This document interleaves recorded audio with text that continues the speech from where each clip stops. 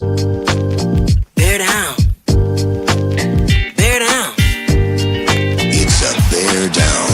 Who you finna call? Bearsbanter. First things first, what's the team in question? Heard Soldier Field got a couple lethal weapons. Bear down, first down, couple key possessions. Come to the post game, watch them teach some lessons. Say, what? I don't think them people are convinced. I say call them, but they tell you how to read a blitz. They in cover 2, tell me why they switch to cover 6. Every Friday at 7:30, no I cannot miss. Like, hey yo, yeah we live for the post game show.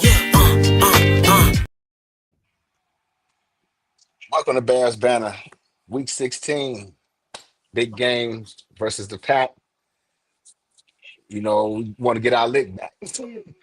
And Week 16, welcome to Bears Banter Talk Show. Let's talk about it. Yes, sir. Yes, sir. Hey, Yes, you sir. ready? Y'all ready? Yeah. Yes, sir. Hey, Yes, Let's get sir. it in. hey.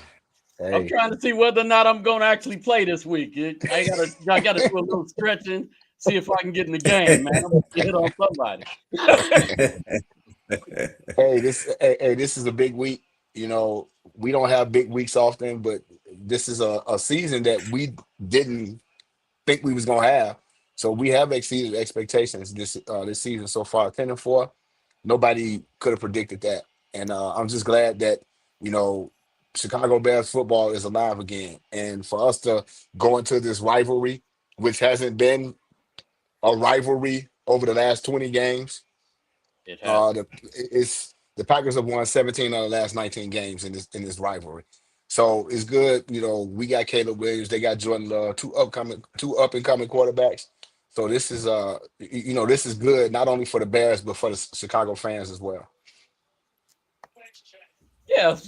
Speaking of that, Jay, what do you think is driving the enthusiasm? Because the Bears are good this year, and because seems that we're exceeding expectations with Caleb, with the team, with the new coach, or do you think it's something else that's actually driving that? No, I think Chicago has always been a Bears town. Mm-hmm. When and if y'all look around, when the Bears are winning, everything is good. You got people that's done left the bandwagon. Now they're coming back. You know, my daughter told me, I got to give me some Bears gear because the Bears winning now. You know, you know what I'm saying. But of course, I told her, I'm like, oh, so you one of those fair weather fans that I always talk about. But the vibes are always good when this team is good, and that comes with Ben Johnson. Ben Johnson has changed the culture of this team. And when you got players that believe in your system and what you're telling them, to use the old cliche, they're gonna run through a brick wall for you. And that's what this team is doing right now. So that's what's driving this. And not only that, but when you win in games, everything's just it feels better. I agree. Yeah, hey, you know, when you look at this rivalry, we tied for the year. I know it's 2 different seasons, but we tied for the year, right? We got them Mm-hmm. the last game of the season. So we got that one win against them, kind of, In making that tide 2025. turn. Right. Yeah, right. But In I think 2025. what happened, right. But I think what happened in that game, though, even though some people was upset that the Bears won that game, I think what you allow your team to do is they found out they can beat them, and even though they made a mistake late in that game with a fumble, they came back and won that game. Mm-hmm. So when they looked at this last game we played 2 weeks ago, we was trading blows, and they didn't think we was gonna tie that game up. And I'm looking forward to this. I'm looking forward to this, man. Yeah. Yeah, Yeah. partly it feels like, it's something, cosmic or supernatural that's keeping the Bears from winning. And as fans, we can watch the game and get all into it. And we'll be up by 3 touchdowns. Then all of a sudden, they come back with 3 weird looking plays and they end up beating us by 1. And I'm mad at my family and everybody else for the rest of the week. So let's hope we don't have that going on no more, because my son be like, Dad, I'm like, don't talk to me, boy. Just try not to talk to me. So. Hey, bear down, Sex Machine. I see we had a comment from Sex Machine. Bear down. All right, Bear let's go. down, bear down, bear down. But yeah, so going into this game, let me stop. because I told y'all off camera I wanted to put this at the forefront of the show so we can get rid of it and talk about the game. But I just thought it was bad taste for Kevin Warren to come out with this open letter regarding the stadium and talk about moving to Northwest Indiana. You know, this is probably one of the most important games that the Bears have been a part of in a long time. And for you to come out with that, and to me, I think everything I heard about on the radio today was all about the Bears looking for somewhere else to move, and they talking about Northwest Indiana. I just think it's bad taste. It's bad karma. You don't put out information like this about a stadium, which we've been talking about for the last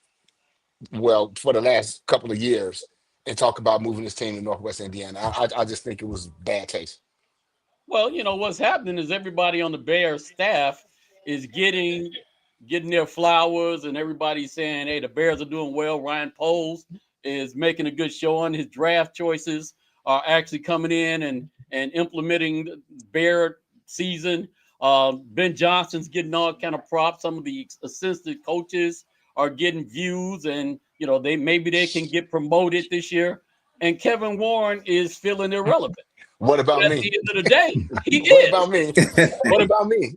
Dude, this ain't your time right now. This ain't your You've time. had all of this time to get things together, and you wait to when we're about to play our top rival and try to hit them in the mouth and everything else to start talking about, oh, yeah, but y'all forgot about me, and I didn't do this. You're right. This is horrible timing, man. But it's Yeah, true. yeah. I just think it's bad timing. But that's all I want to say about it. We can move on. Bernard, unless you got something on the stadium thing, we can move on. No, no, Jay, I won't move on you because take about the Thanos game. love right now, Jay? We can get you a Thanos drink or something, man. Talking about Ryan Pohl's success. I mean, one of the things is seeing DeMarco Jackson, what they call him, D-Jack, DJ, Yeah, yeah. yeah. to become NFC Player of the Week, and then a few weeks ago, or actually for the month of November, you had Nation Wright Right. being player of the NFC Player of the Month, and he had Player of the Week. You know what? That is a testament on how good the depth is, because normally you got guys who come in as the backup. You just want them to hold it down until the guy comes back. You got two guys who came in and actually have been recognized that week for the best player on the defense. So, man, that's great going into getting ready for a playoff stretch, and that's a lot of confidence for that guys could probably say, man, you know what, I could take that extra week if they need it, right? Because you don't have like a Rome Odunze having to hurry up because you have a Luther Burden there, right? Right. Then right now we talk about that with Luther is not going to be in this game as well. With that, Bernard, that's all about culture, if you ask me. That's because Ben Johnson, is leading the team, and he's doing everything he can to get the team to have a certain way of playing. And more than that, he's actually listening to his coaches. So Al Harris had a relationship with Nashawn Wright, and he said, hey, man, maybe we want to look at this guy. Same things happenings up with Dennis Allen. He had DeMarco Jackson on his team before, and he was like, hey, guys, this guy can play. Let me go ahead and vouch for it. At the beginning of this, at Ben Johnson, when he first came in, he got Jonah Jackson. He said, hey, this guy's a good player that used to play for us in Detroit, and he had a bad time over there in L.A., but he's a guy that can actually perform well for him. So now all of these players have actually came into for the Bears, and they kind of got the idea that, hey, we're not just playing for a contract, we're playing for each other. And that makes the team so much stronger. I think that's going to make the difference. Yeah, that's a big You difference, talk about King, one of the because Avengers, right? That's one of the Avengers, yeah, right? Jackson, yeah, he's one of the yeah, Avengers. That's yeah, Red yeah, Hulk, right? that's a great point, Plank. Uh, and I just think that with all the things that they've put together, Ben Johnson said that we want to be playing our best football in December. Mm. Here it is. We're in December. and we in the playoff picture. And with 3 games left, we have 3 important games. And what I love about this coach and what I love about the players that they've gotten from this coach is their whole thing is like, we taking this 1 game at a time. Yep. There is no looking forward. Now, I can say, we played Green Bay. We lost to Green Bay. We played Cleveland. We blew them out. Normally, it take a couple of days to be like, turn the page. But they was like immediately in the locker room after that Cleveland game, they turned the page. Yep. And all they thought about is now, okay, now we back playing Green Bay. So this is going to be something. And Kevin Byers said something earlier this week when he talked about how he thinks that the team against the Packers in the first week, they were too emotionally attached to what the rivalry is. He was like, we as players can't get attached to the rivalry. We need to be focused on the game. And he said that's something that they talked about all this week. Like, this is just another game. It doesn't matter that it's the Packers. This is another game that we need to win. And I like that approach. I've been saying all year, and y'all heard me say this, is 1 game at a time. Just enjoy the ride. Just enjoy the ride, because right now we have exceeded expectations. I agree. We're a little early. We here, but we early. We early. Like I say, this team reminds me of the 2003 team, where I think they went 13-3, if I remember correct. They went 13-3 under Dick Geron, and they wound up going to the playoffs. And everybody was like, "Whoa, where the Bears team come from?" So that was a team that I said back then, "Oh, this team has peaked early," and this is what happened with Ben Johnson. But because Ben Johnson is the coach that he is, and he holds these players accountable on so many levels, it makes a difference. Well, I think there's an improper narrative that you gotta win the year before in order to make to get your position the next year. Every year is an entirely different year. You ain't gonna have the same players on the team every year. Some guys are gonna get hurt. Some other guys are gonna have career years. You never know what's gonna happen. So this year, why not the Why Bears? not? I totally agree. The idea that we gonna get ready for next year. Detroit thought they were gonna be one of those teams that ended up excelling and being better. And here it is. Detroit probably won't even make the playoffs.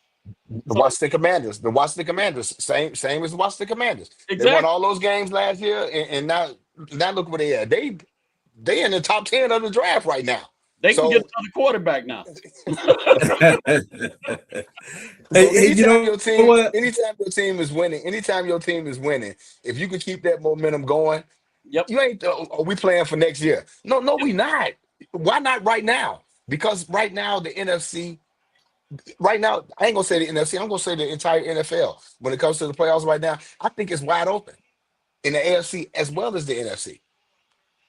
Other than quarterback and a few other players, when you mentioned the Washington team last year, it reminded me of the first year when Brian Poles came here, and he signed a lot of guys that were like real try-hard guys, right? They're gonna give it their full effort.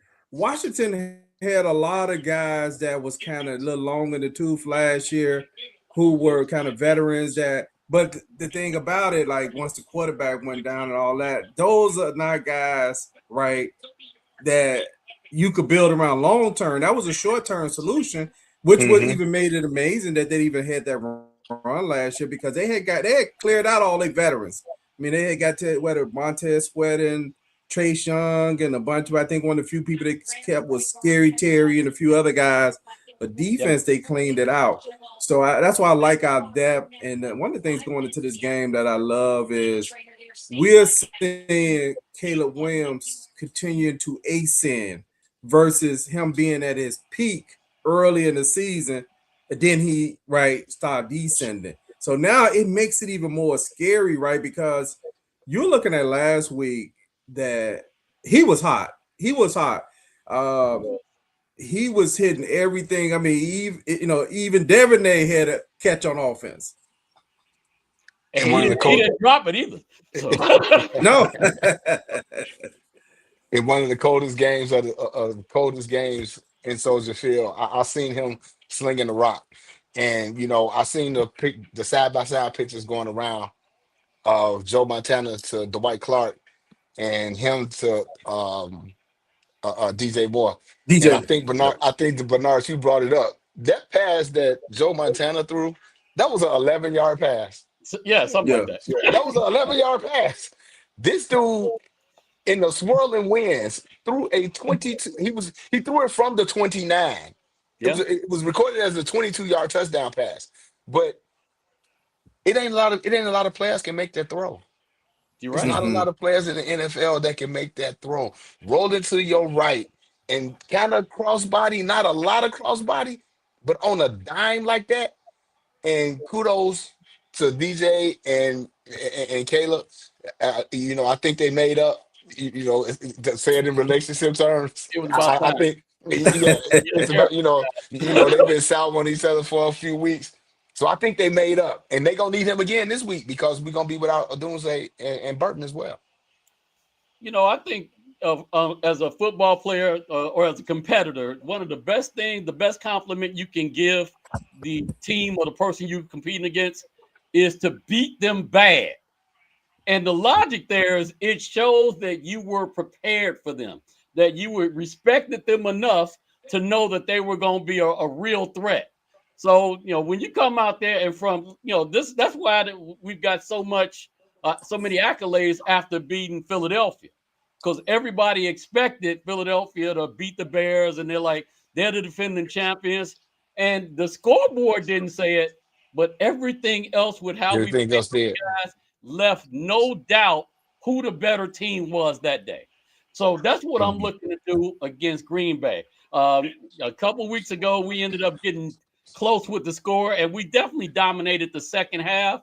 However, they still end up coming out victorious. I don't even care about how many points or whatever. I just want to make sure we drive it home to them so that they know we are here now. You're going to have to come through us. And that's all I was saying last week as the game was going on.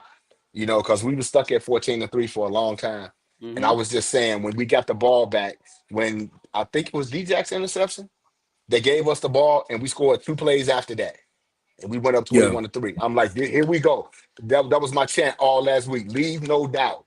Leave no doubt. Put this team away Yep. because y'all supposed to put this team away.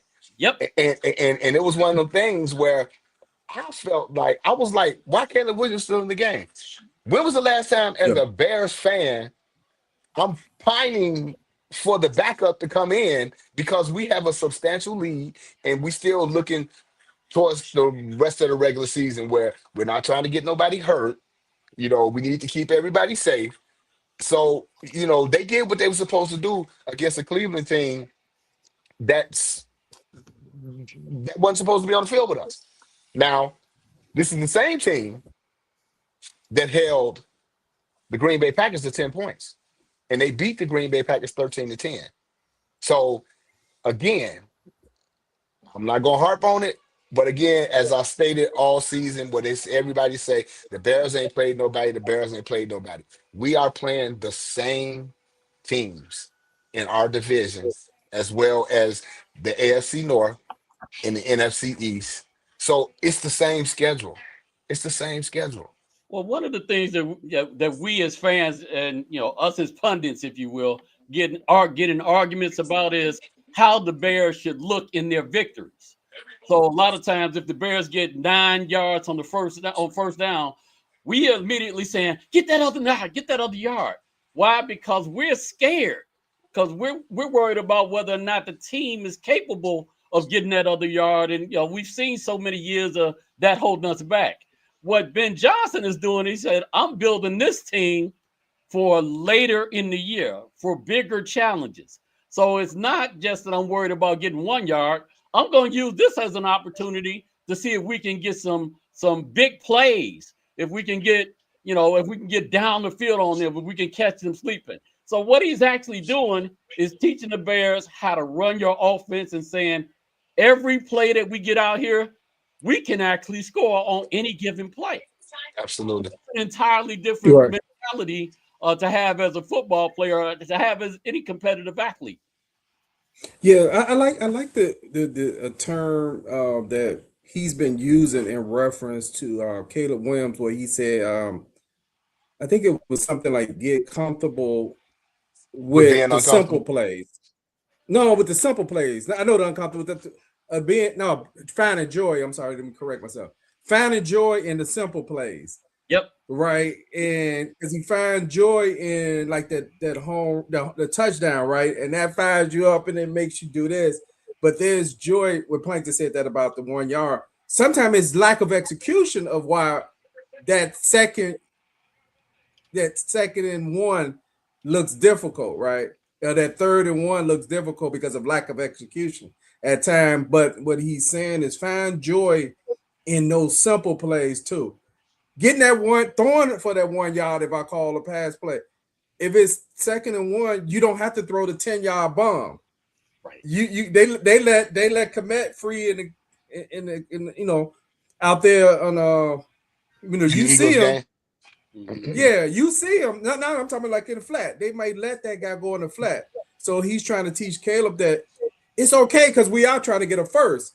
You looked at him and you decided to, I'm gonna just go ahead and throw this 10-yard, which have made third more challenging at times, right? So us as a team, even the Bears players had to find joy in simple plays, right? Get that first down, get this, because what you are doing is those type of plays when you getting 10, 5, 8, 7, man, those are more demoralizing than anything because you can't stop it. Don't we You know can't it? stop it. And I want to make one other point about the Cleveland game, Jay, where you mentioned that throw. This guy broke down the body language of the Cleveland players when that Yep. play happened. Yep. And it was like some of them was like, and they like put their hands like this, like looking, and Miles Garrett was looking like, like I just can't even believe him. We thought we had him dead, to a sack, and somebody actually caught that pass. And it was the Cleveland game was it was actually funny to me because it was actually kind of it was demoralizing because at that time when DJ caught that touchdown, everybody in the stadium thought the pass was intercepted. Mm-hmm. And then when they got back on offense and he threw the pass to Jerry Judy and Jaden Johnson wound up with the ball in his hand, it was it was just like, oh my God, this is so demoralizing right now. So th- that along with what you said, Bernard, the 7 yard play, the 5 yard play, the 3 yards here, the 10 yards here. When you snowballing down the field like that, it defeats a team, which is what they did to the Packers in the second half of that game It a sure couple of did. weeks ago. You saw those guys, you saw the Packers players on the sideline looking for oxygen, like, oh my God, this is but when you put those 14, 16, 18, 17 yard drives together, it takes a toll on the defense. Not only does it take a toll on your defense, on their defense, your offense is getting in rhythm, and your defense is sitting on the Mm. sideline getting some air. Well, it's an entire Mhm. change of the attitude of the Bears, not just as a team, but the fans as well. How many times have we seen a 3rd and 12 and you're like, oh man, we 3rd and 12. How we gonna do that? Not no And we more. end up making it by some ways that you didn't expect us to make it. It's been a couple times this year we've actually had some 3rd and 10 or so, and we ran the ball and we got a first down running. And I'm like, oh my goodness, what is this monster we built?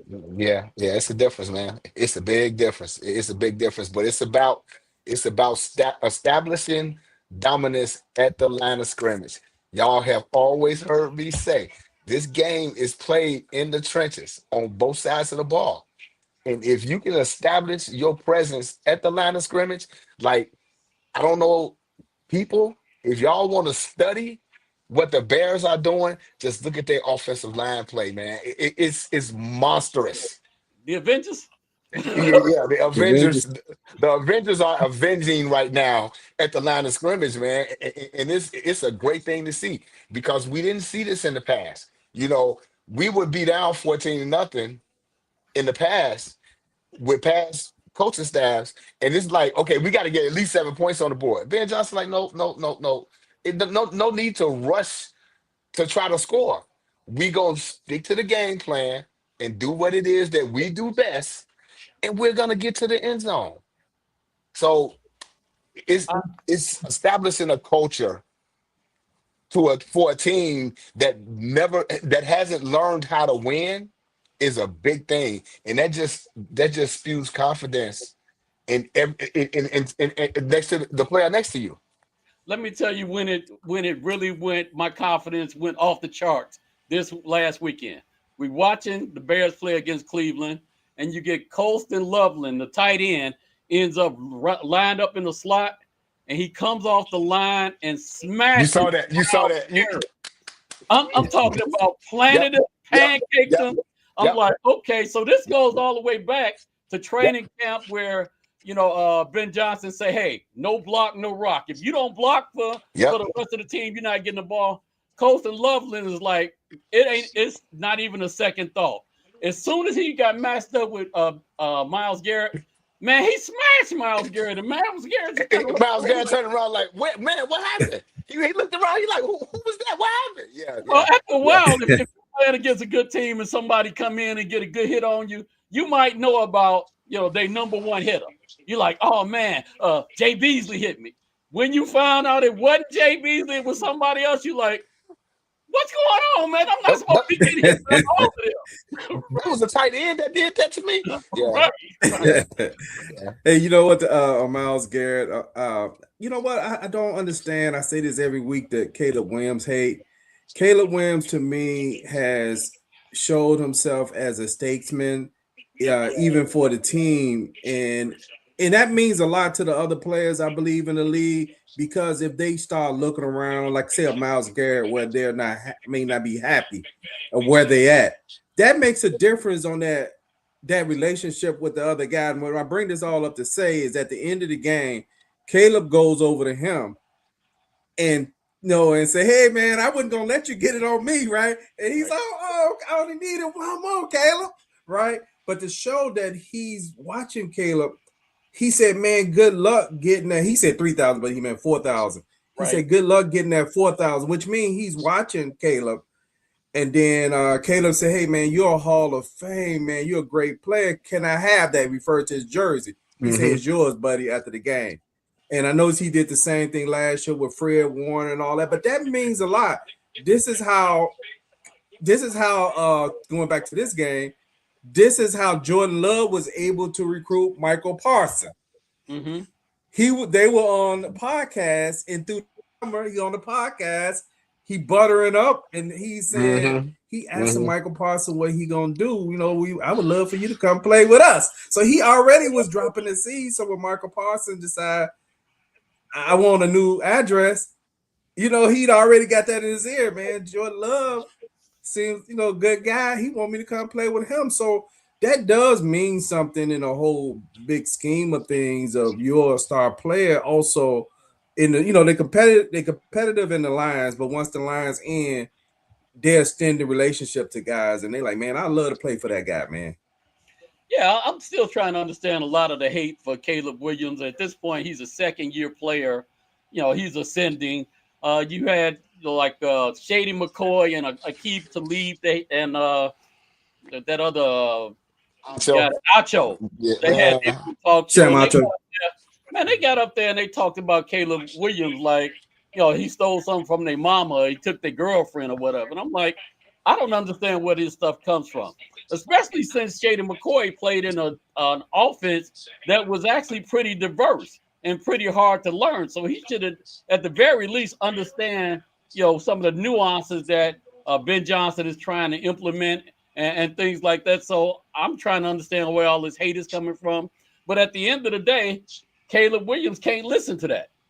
He got to say, I'm going to sit out here and I'm just going to hit it. Whoever show up, I'm going to hit them in the mouth and we're going to go from there. You see, this is why, we not syndicated. but we're gonna talk about that real soon. We probably won't be yet. but but these are the things that I talk about when you have guys like Shady McCoy and Talib and Acho and Chris Broussard, who hasn't been relevant in so long. Wow. This dude came on was like, Shador Sanders is gonna outplay Caleb Williams. Wow. And then LaShawn McCoy said, I think Shador Sanders is better than Caleb Williams Better. already. Yeah. And I'm like, what are y'all talking about? So when I listen and I see stuff like that, I look at it like these are players that's trying to stay relevant and have some attachment or loyalty to Deion Sanders, hoping that just saying something that's in a positive light to make Shador Sanders look better than what he is. And Here's I my told, problem with the whole and I situation. told, hold on, Keith, Okay. let me finish this. And I told a guy, I got a guy at work. He's on the Shador Sanders bandwagon. Like, oh man, Shador, he did. And I'm saying this personally. Bears banner. This is just for me. This has nothing to do with them. Shador Sanders is a career backup in the NFL.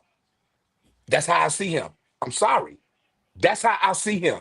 And for these guys to sit there and prop him up talking about he's better already than Caleb Williams, and this guy has played 4 games. I don't, to go back to what you said, Keith, I don't understand the hate that people have for Caleb Williams. Here's the irony of that, Jay. What was ironic in that whole situation, they're talking about Shador is going to be better than Caleb and all that. Shador Sanders' coaches sent him out there in the game with the wrong plays. So not only did he have 4 out of his 5 offensive linemen not being able to suit up, they sent the young man out there with some baseball plays to play football. That is malpractice. So that is something you should never, at the very least, you should have a game plan and make sure that your quarterback and every other guy on your team knows what the doggone game plan is. But So go now, ahead. and I remember we all, and Yeah. now remember we also talking about a head coach that's been two times coach of the year. So Kevin Stefanski Mhm. ain't no bad coach. Yep. He's not a bad coach, but it's the Cleveland organization that's a bad organization. Yep. But I still say at the same time for these guys to talk about Shador Sanders putting him on this pedestal is mind blowing to me. Yeah. But that's Yeah. we passed that though. But we passed that. We passed that. Yeah, Right. yeah. So hey, you know what? Still This mad is about it though. this Go ahead. the part when you do mention Cleveland. When we mention Cleveland, we mentioned the Eagles. We mentioned the Packers. Then the Packers. We mentioned the Steelers. Right? We didn't mention Steelers tonight. But the reason I mentioned it like that is when we looked at the Bears' schedule at the beginning of the year, even if we didn't know if those teams may be good or not, we looked at those were teams where your offense is going to get tested. This is the part of the schedule where even like if you mentioned Cleveland defense have been good for years, right? Even if they can't get enough wins, that's not a team you're going to normally go in and blow out. And I mentioned that because I was going back and forth with some Packers fans. Well, they beat y'all 13-10. So they was able to hold y'all down, and we flipped that score, and we got 31 on y'all, on that team, and also, like they devalue us beating the Dallas Cowboys and say, hey, y'all only beat the Dallas Cowboys, that's all. Well, y'all had a tie with the Cowboys. Right. That's Green Bay ties with the Cowboys, right?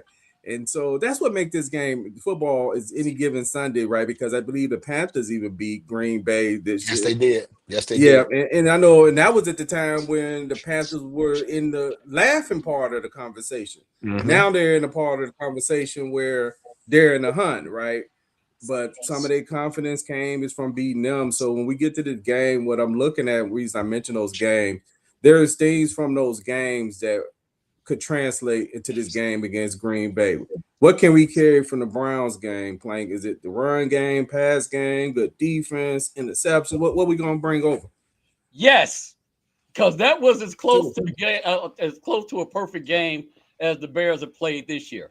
Their offense was on point, the defense was on point, and the special teams even molded in there. So this is where they represented three sides of the ball, and all of them were competitive. One of the funny things that I think is happening about the narrative around the Chicago Bears this year is the other teams think that our offense is weak, and it's not. It's strangely enough in Chicago, our defense is the weaker side of the ball. So I'm worried about whether or not we can stop other teams. Offensively, I think we're going to be able to compete, especially when we're talking about in these playoffs. So I'm looking forward to everything. I think Dennis Allen can throw some stuff together on defense, but defense is starting to ascend as well. So this is a weird place for me as a Bears fan, but I'm taking it all in. Yep. Hey, I see we got a viewer said the Bears record against the Packers. The Packers are 12-1. What we met like 212 times or something like that. Somebody hit those numbers. No, well, like I said, we've lost 17 of the last 19 games against the Packers. Okay. So I mean, we all know that. We all know that. But in order for the Bears to roll over what they did to Cleveland, I think it has to be more of the rushing game. I think that Philadelphia game plan, I think it would be a real good game plan for this game coming up. Because they are without Michael Parsons, which we'll talk about that a little bit later. They missing one of the starting offense, Zach Tom. I don't believe he's going to play for Green Bay, but I just think Ben Johnson needs to do what he does good, which is control the tempo of the game. That's, if you look at all of the Bears wins, you will see that the time of possession and turnovers is in our favor. Green Bay, every game Green Bay has won this year, if they score 27 points or more, they win. So if we could hold them under 27 points and eliminate the big plays, because they had 3 explosive plays for touchdowns 2 weeks ago. And if we can eliminate the explosive plays, I think we got a darn good chance to win this football game. Okay. Yeah, the explosive plays, we got to work on that. Plank made a great point that our offense is really our strong point in this team. The defense, the strong part is turnovers, right? And I think sometimes because this team is so good at turnovers, it's a part of the evaluation of who they are as well. But, they don't have a pass rush, so which sometimes leads to big plays. If the Bears could reduce those big plays, and I still keep saying in that last matchup, as much as people point to the interception at the end of the game, I actually point to that last touchdown when the third and one on that Josh third Jacobs. and one. Well, that Missed shit with tackle. Josh Jacobs, that should have been a loss, and they were able to. I think he ran off 21 yards, and 2 plays later he just walked into the end zone.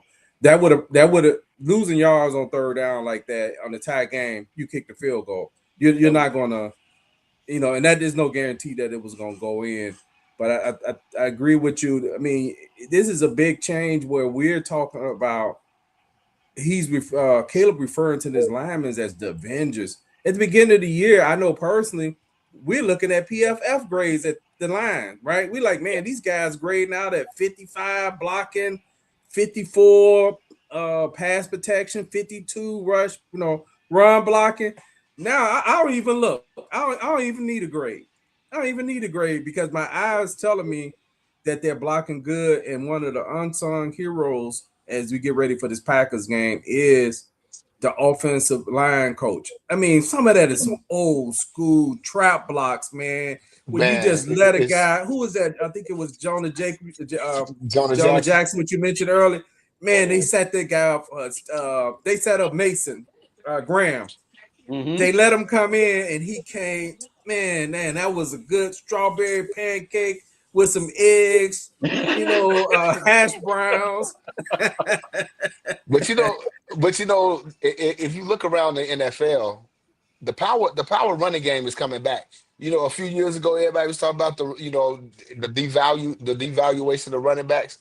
If you look around the NFL right now, the power running game is coming back because these coaches are finally realizing, like, I can create a lot more offense with a play action power running game, and then I can throw the football.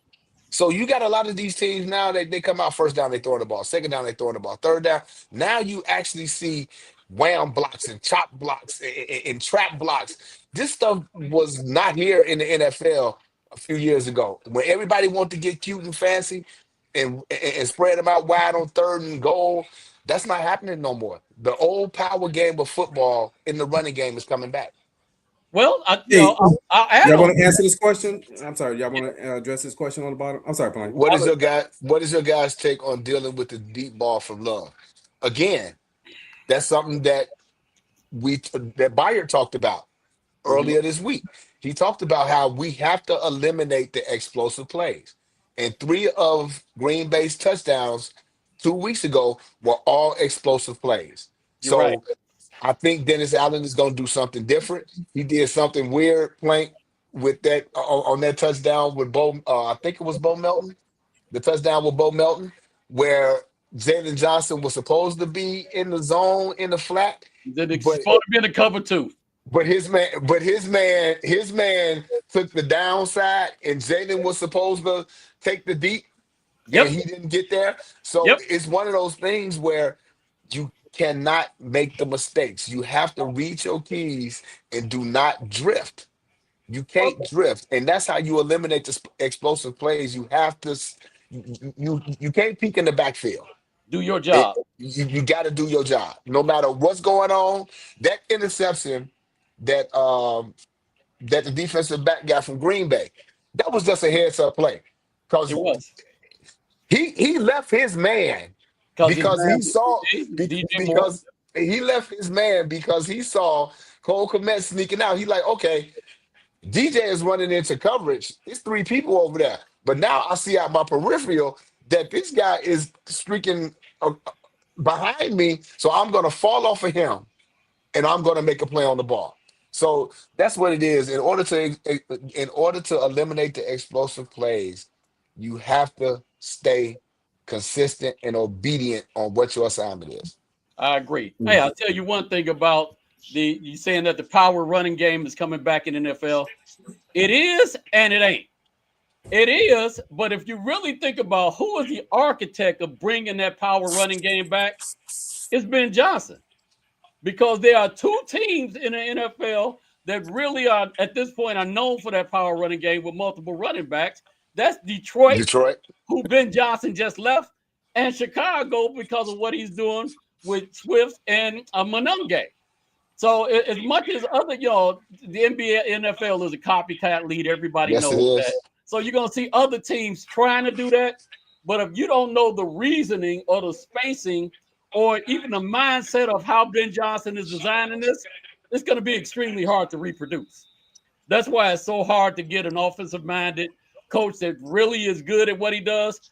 We've got that guy now. Let's hope he doesn't burn out or whatever. He has a very bright future for himself in Chicago, and I'm sure he's going to be trying to increase how offensive looked and everything else. We still operating from scarcity. We still saying, "Oh man, the Bears got to score this time."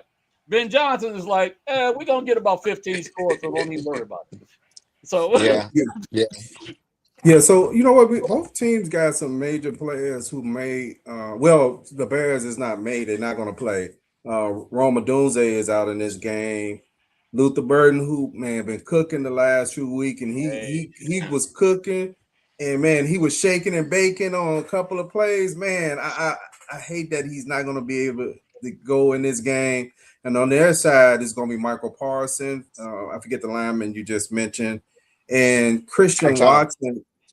Okay, and Christian Watson, he's questionable. I kind of doubt he's going to be able to go, and if he is go, I could see him not getting tackled once, and he's not coming back, because that was when he hit the ground last week. That was a pretty rough. The way he hit, I actually thought he had dislocated his shoulder when he hit that ground in the Denver game. But with that being the position, Michael Parsons being out the game is significant. Because you don't have to dedicate so much of your game plan to chipping. Okay, we're gonna chip with Loveland this time. We're gonna chip with Komet. We're gonna leave Swift in the backfield to pick him up on this play. Okay, we're gonna double Michael Parsons. Okay, he moved over to where did he line up at? Right, he's on the left. Okay, now he's over the guard now. He's on the right because Michael Parsons moves all over the field. Now you could just line up and say, well, if they have to help a guy here and there, they have to help him. But that guy most of the time is going to be in the same place. He's not going to be a guy roving all over.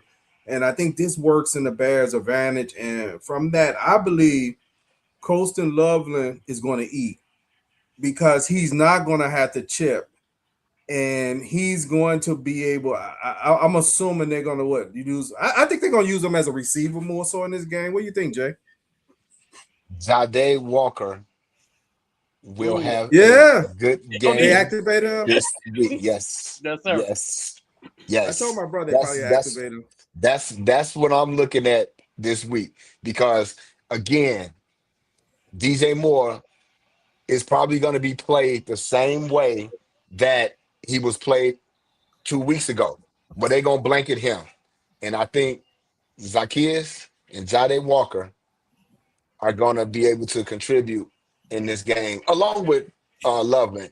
Cole Kmet, he had a knee injury last week. He's kind of banged up a little bit. He's not on an injury report as far as not going to be able to play.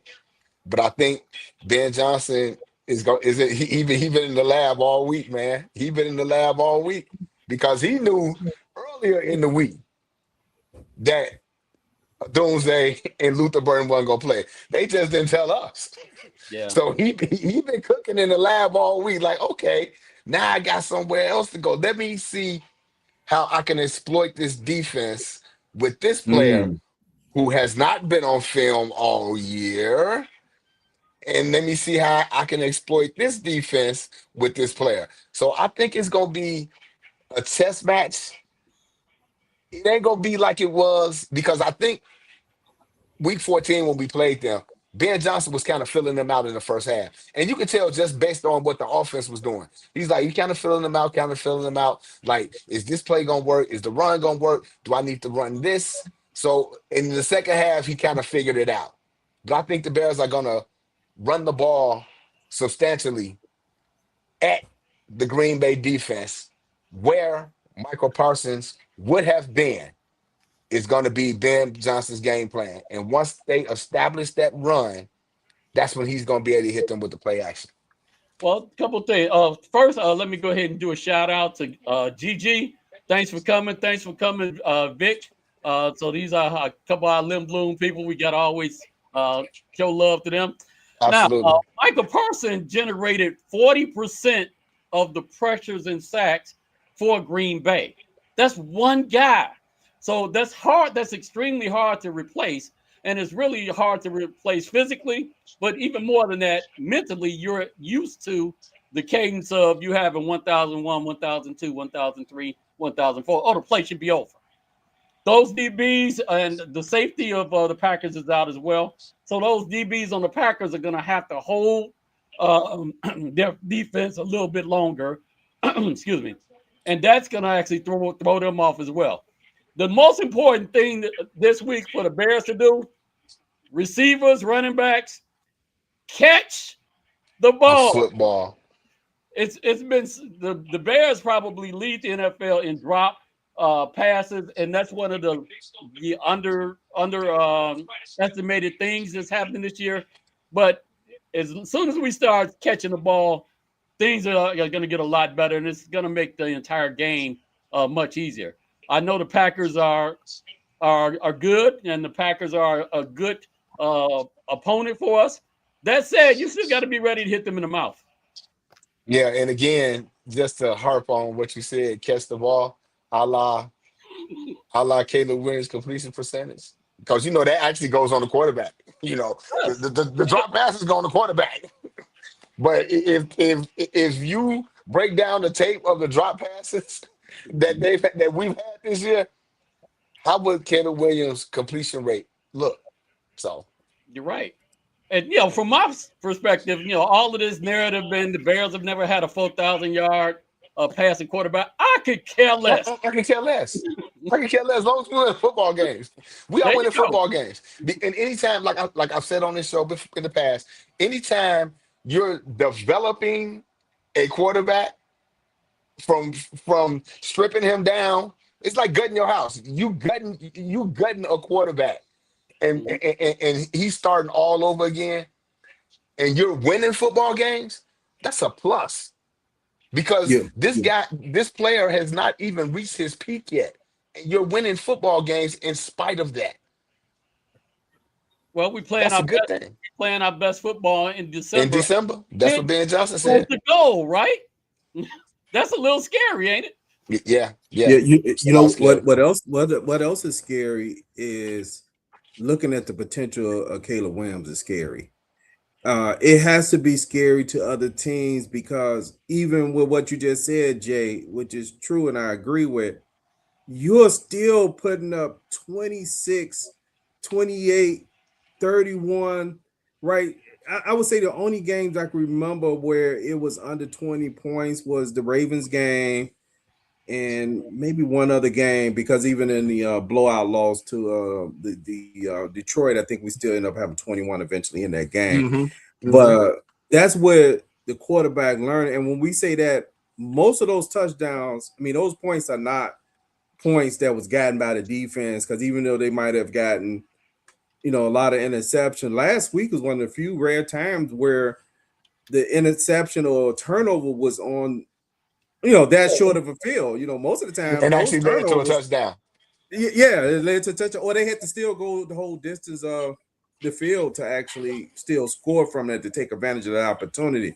So I'm looking at the Bears using a running game, time of possession, home field advantage, and just the confidence of knowing that they're a good team. Because I like what Caleb is showing more confident.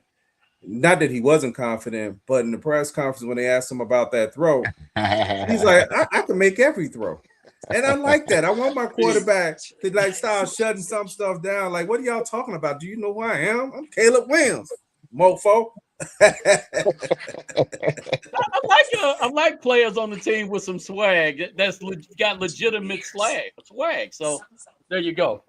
I just wanted the Packers fan that showed up here. He's Absolutely. participating in the Absolutely. discussion. We Absolutely. appreciate that. Yeah, We don't have any problem with Absolutely. that. So long as yeah, Absolutely. I appreciate this comment. Yep. Yeah, comment about how physical these games have been. And that last game, I agree with him. You actually heard pass cracking.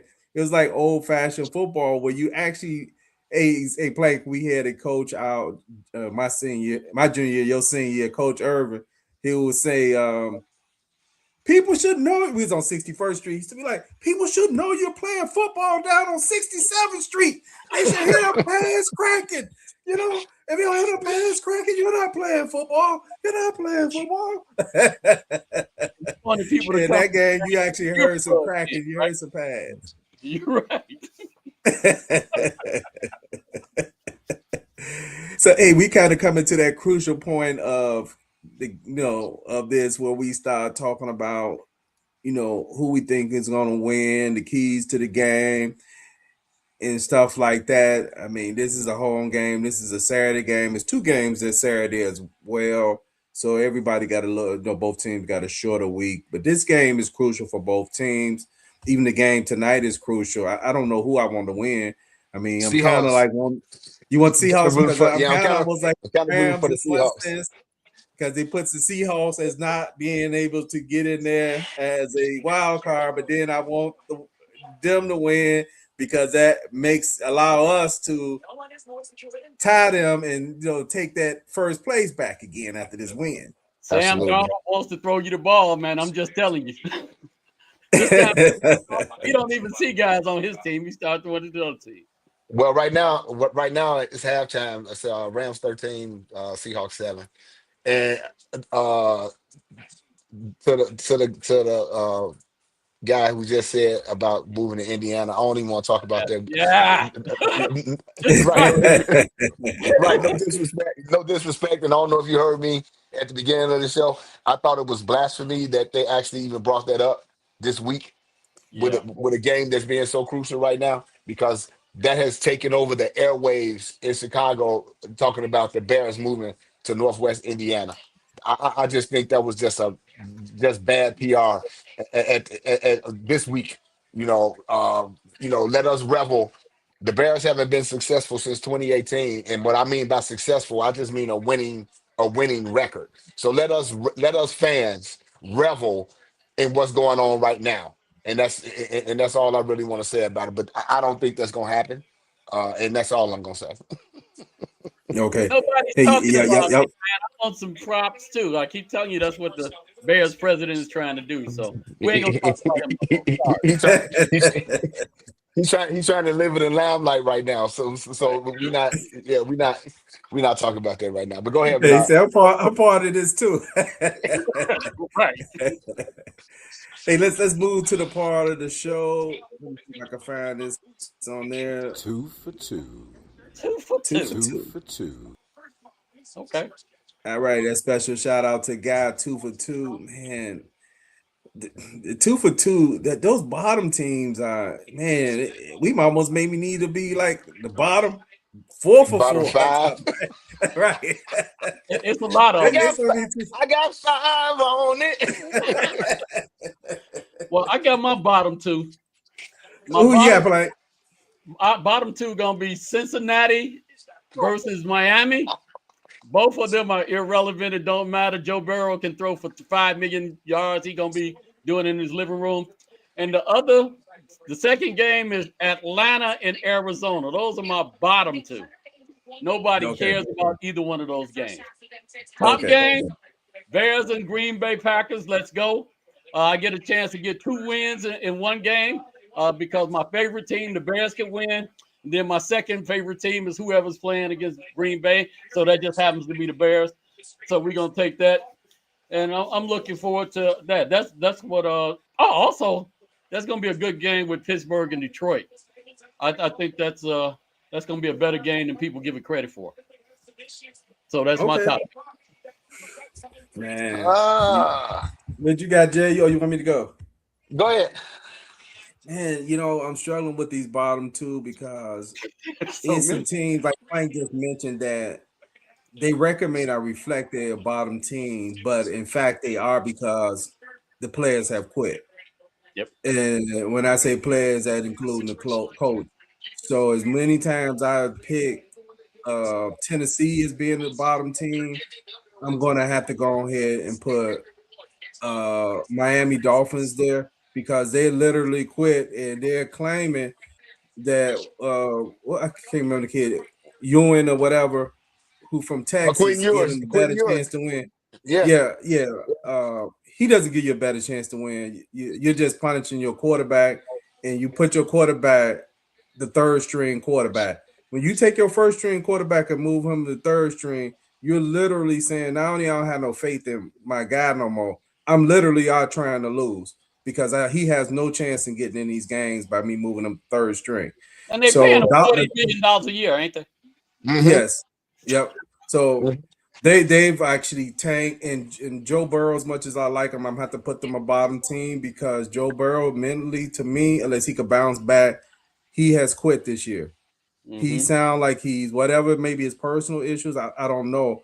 And it showed up in the team where that team with all them weapons end up with getting blown out 28-0. You know how hard it is in the NFL for even a bad team just to have zero, and a It's team with a power offense like that to get no points. My top teams is gonna be Denver, and I'm going to say for the first time this season, our beloved Bears, Mm. right. one Mm. of the top two teams. Okay. All right, let's Okay. go. Okay. Well, I got my bottom two, and it's gonna be a one. It's gonna be a bottom two, 1A and a 1B. But the Las Vegas Raiders are bad. I'm sorry, Oh, they bad. The New York Giants, they bad. and the Tennessee Titans, they bad. So we can put those 1 and 2, and then 2A or 2B, or however y'all want to say it. But those all three of those things, they have 2 wins. They have 2 wins. And now you have to look at Tennessee had a new coach, and they fired him 6 games in. Pete Carroll, who I said, as much as I like Pete Carroll, he's 67, somewhere in there. This game has passed him by. And then you got the Brian Dable, who wound up getting fired after the Bears game. So they with an interim coach. Those 3 teams, they have 2 wins in the NFL. So those are my bottom teams. Now, when I talk about my top 2 teams, I'm still not giving Denver those props yet. I watched them against Green Bay, and I still can't do it. So I'm going to say my top 2 teams right now is the Buffalo Bills, even the way they're playing right now, in the Los Angeles Rams. Okay. You I forgot can about have the an Rams. argument about that, but okay, okay. I forgot about the Rams. I want to block them out my memory right now. Hey, Nuke, who's a Green Bay fan, said, "Hey, come on." He said, "What is y'all score You predictions?" looking at the score for Yeah, okay. Let's Now get you to want to that. drive the whole show. Okay, New. Hey, that's what we're here for, right? We're here for to actually give our predictions for this game. We just want to build up to how we could get to this particular point. So the As records much as first. the yep. So the Who's records that? first. So the records Oh, first. okay. Let's go to records, man. Because Jay, Go ahead, Jay. Go ahead. yeah, Jay just want to brag. Jay is 13-1, my man. Wait, For those who at the show, respect, brother. Respect. Look at that. we're not homers, so we try to pick the I'm teams a that we homer. believe gonna win. Plank said he is a homer. Jay is 13-1, and I'm 11-3. Plank 10-4. Quick is 10-4, and guys 9-5 in this selection. And make sure you hit the subscribe button. Yeah, You y'all hit know, that subscribe button. hit that subscribe button. Look, we need 1,000 subscribers. Jay said, "Hey, we need to syndicate this show national wide." It's So time. hey, It's time to try to. it's time. We're 6 years on this, so it's time to do that. And you start by getting 1,000 subscribers, and we're not far from 1,000 subscribers. We're only about 12 subscribers away from, I think, 800 subscribers. So hey, that should be a piece of cake. But I'll start it off this time, man. As much as Green Bay done kicked our butt in this rivalry in the last few years, because at one point we was dominating them in the 80s, and we was dominating them all the way up until, they got Brett Favre, and it's kind of been one-sided until Lovie Smith came and we started kicking that butt again. And so we about to get that new turn of kicking that butt again. I'm not being a homer, but I see the Bears winning this game. They're going to stay on schedule. They're about to win this game 28-18. 10 points. Okay. So you don't think that Vince Evans' record of 61-7 is 61-7 in 1980. That was 61-7. 1980. I remember I remember that game. I literally remember the game, watching the game as a kid. I was like, oh my God, this is incredible. I remember. I see Gigi said the Bears are going to win 27-24. Okay. I got the Bears 28 to the Packers 21. So they're going to flip the score of the last game. I see the Bears actually controlling it a whole lot better, but I can't see us holding Love under 21 points. So let's hope that happens that way. What you got, Jay? This game is scary to me. But I'm gonna give my reasoning. Okay. Anytime a team loses a star player, it's that win one for the Gipper. They come out like all because everything that the Packers been hearing all week is they lost Michael Parsons. I heard somebody say the Packers are not Super Bowl contenders again because they lost their best player on defense, which is Michael Parsons, and they lost their best player on offense, which is Tucker Craft. Those 2 things are true. And teams, when they lose star players like this, they rally. They rally. They rally. They lost last week to help me out, y'all. They lost last week to the Broncos in Denver.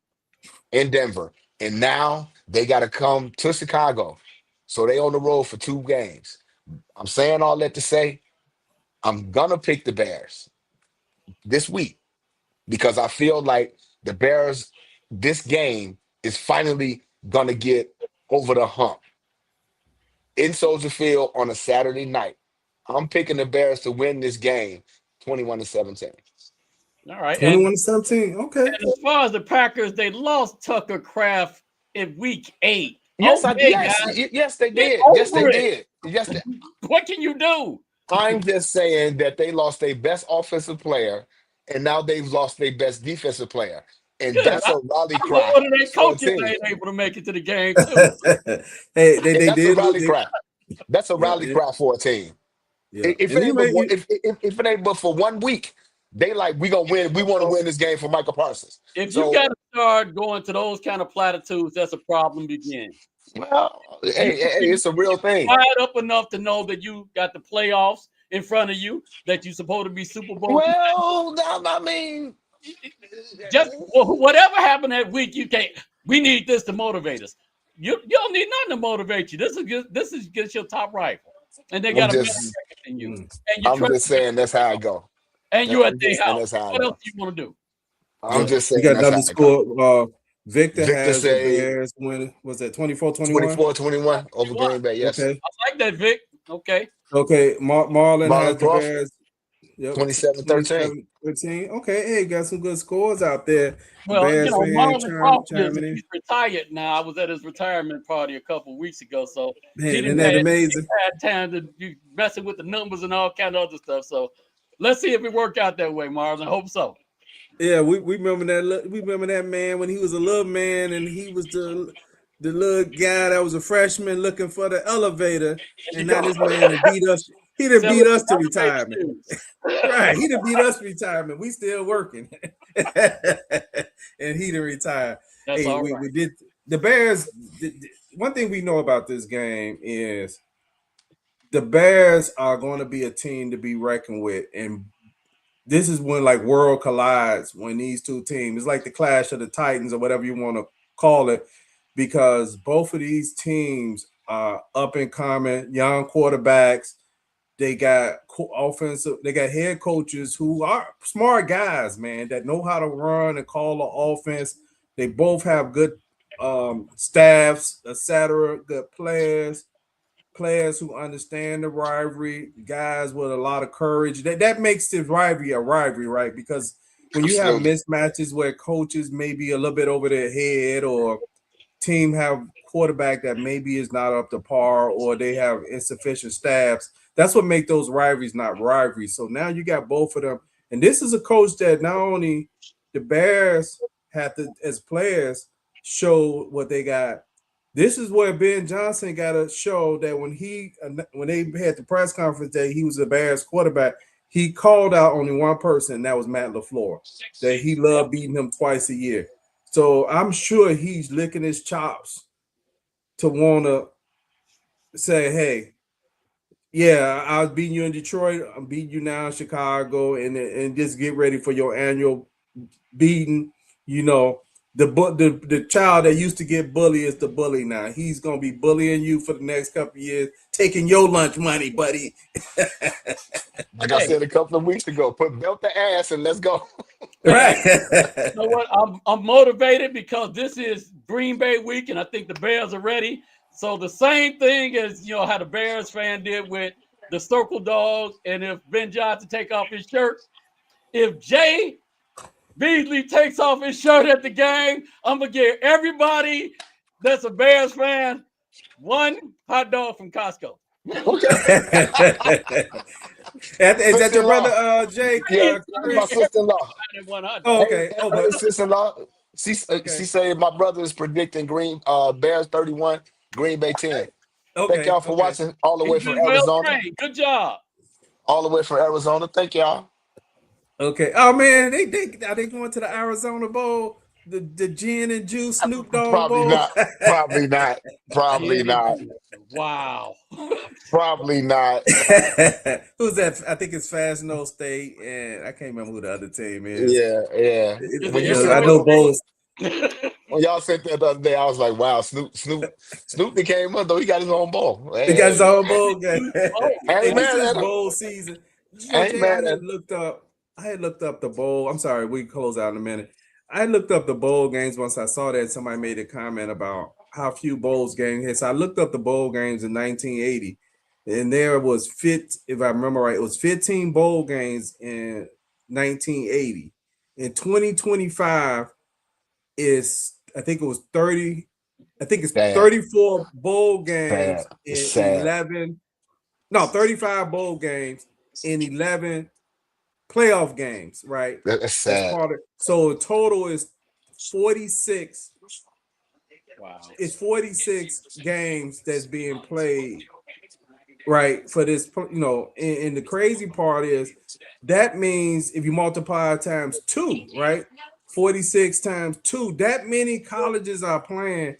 And this is why, too, just to mention, bring it to the NFL level, or why some players, when they translate into the NFL, maybe they struggle because now what has got introduced to them was everybody gets a trophy, Mm-hmm. Yeah. right? Mm-hmm. Everybody gets a trophy. Mm-hmm. If you don't like what's going on at the college you at, you could just hit the transfer portal, right? You could hit the It's transfer portal. You could get even paid. I'm not against getting it's paid. It's all right. it- You get it's all paid. about money. It's Yeah. all about money. It's all about money. These bowl games, and now they already talk about. I know we're gonna close out, but they already talking about they're gonna expand the playoff picture from 12 games to 16 to 12 teams to 16 teams. So I'm so over college football. I'm so over it.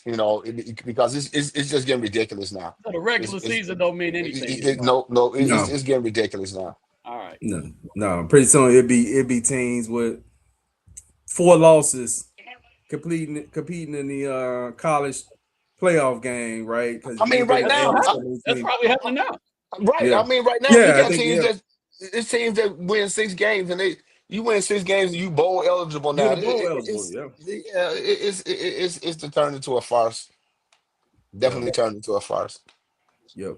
So with the game being so late on Saturday night, we'll probably do the post game show the next day because definitely with a win, we want Jay to come back and talk about the experience on Sunday He and gonna be drunk, what man. was going on. He gonna need a You know, designated driver, man. Make sure somebody drive you home. hey, look, man. We probably have to open up the show on Sunday, man. We beat the Packers. We just got to open up the sing, "Spare down, Chicago Bears." Right? We just got to sing the whole. Right? We got to No, sing the whole song, Use man. that no, new that new bear no, I down was gonna say song. we ain't doing that no more. We doing bear down. We came to win. Bear There you down. go. That's where we going. That's That's where where we we going. going. That's what we do. We going. Yeah, absolutely, absolutely. But okay, fellas, we gonna wrap it up. Bear, big game this week. Big game this week. I will be there in person, and I will let y'all know everything that went on from the tailgate into the after party. So we'll see you Okay. guys on Sunday. We'll see you guys on Sunday. Bear down. All right. Hey, thanks to everybody. Till next time.